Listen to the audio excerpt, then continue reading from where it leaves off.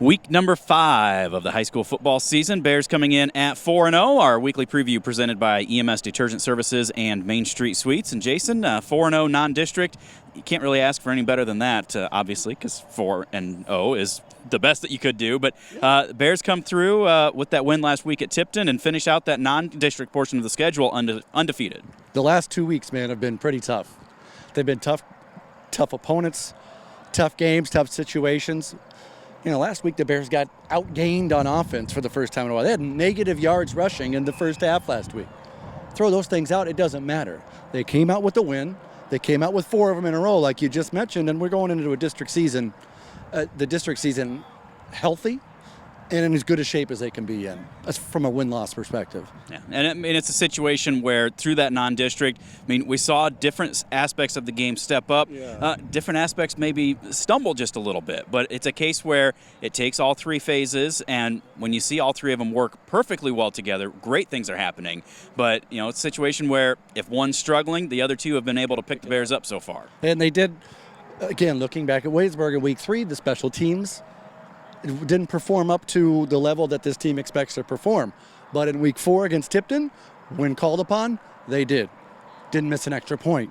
1 for 1 on field goals. 7 punts, 41.8 yards is as an average. 1 punt for 63 yards for a quarterback. It's his first punt in his high school career, and it goes for 63 yards, which is the 3rd longest punt in the history. The other 2 were by McCarty in the dome, so that doesn't even count. It's like punting on this thing. But the special teams came to play, and really, as you guys talked to Kale after the game, I mean, it was the pivotal play, the pivotal unit for the win last week. Yeah, and, you know, that defense has been playing outstanding as well. And, you know, they did give up 14 points, but they were able to control that single wing offense and, you know, limit the big gains. They did force Tipton into some long yardage situations that really led to those special teams contributing too. Man, the circus was on fire, on show the other night.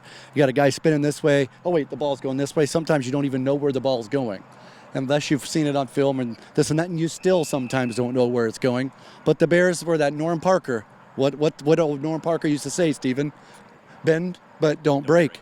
They bent, they didn't break, in 24-14 and 4-0, and here we go for Bellevue. Yep, coming in back to Butch Pidgerson Field at the Little Rose Bowl on Oliphant Street in downtown West Branch in East Central Iowa. Historic yeah. Downtown West Branch. But yeah, we open up district play. Bellevue comes in, and you know this has been basically the de facto district championship the last 3 years. Yep. You know, we don't know what to expect this year, just because so many of the teams on the schedule, and ourselves included, have lost a lot of experience. Bellevue, one of those right away. That you know.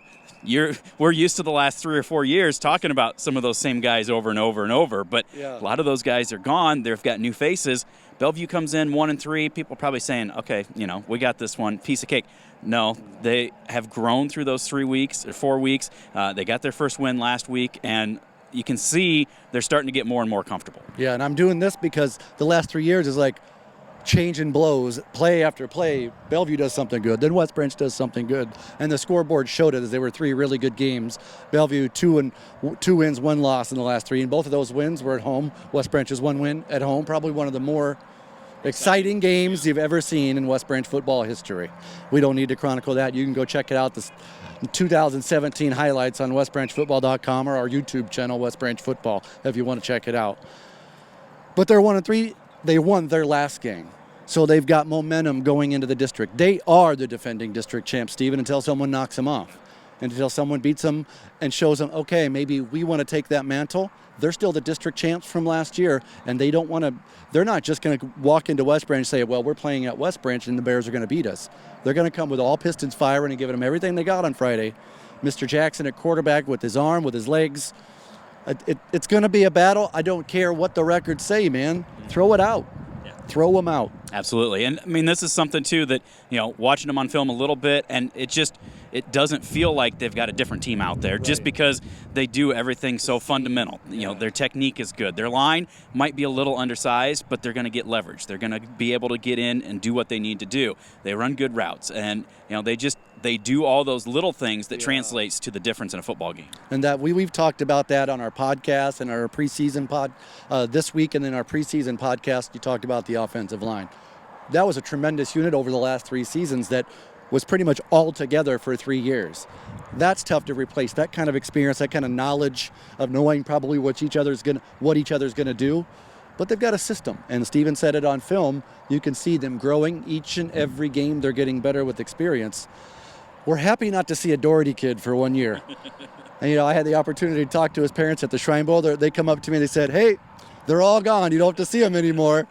And they said they really appreciated what we do for our website, but it's nice to not see them. And Mr. Tennant graduated, and Mr. Clausen graduated, but they still have, as I mentioned, Mr. Jackson and Mr. Parker and Mr. Waller doing some great things. Yeah, and like you said, win last week just really helps to do that, and their defense starting to come around as well. One of those losses was to Monticello, who's an undefeated ranked 2A school. It's not like they're losing to teams that they should be beating. They've had a tough schedule too. So they're basically a district team. They've played everybody else on their non-district schedule. They played everybody from our district. So, you really can get an idea of where any of these teams that we're going to play coming up are by just watching against Monticello. Ranked team, man, and they played them well. Just came up just a little, was it 21-14, I think was the final, week 2 or 3. So they're right there. They're on the edge, and let's hope it's not too far over the edge down Friday night, man.